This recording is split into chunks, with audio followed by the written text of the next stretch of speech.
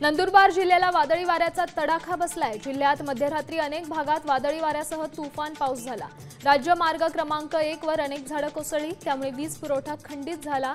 वाहतुकीसाठीही अडचण निर्माण झाली।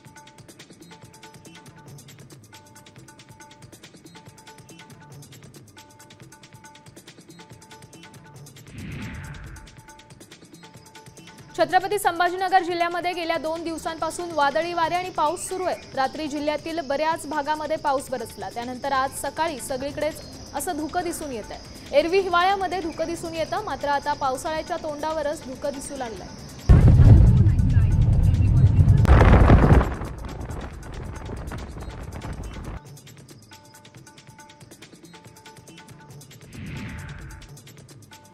मुक्ताईनगरमध्ये तुफान पावसानं हजेरी लावली। शहराला आणि ग्रामीण भागाला पावसानं चांगलं झोडपलंय।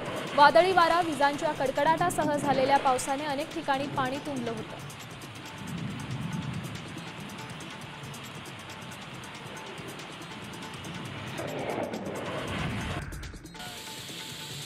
सांगली जिल्ह्यामध्ये मुसळधार पावसामुळे बंधारा फुटला। शेतात पाणी शिरल्यामुळे सुमारे 4 एकरहून अधिक शेत जमिनीचं नुकसान झालंय। रस्ता वाहून गेल्यामुळे लोकांची गैरसोय होतीये। जिल्हा परिषदेचे माजी सदस्य रणधीर नाईक यांनी त्या ठिकाणी भेट देऊन पाहणी केली।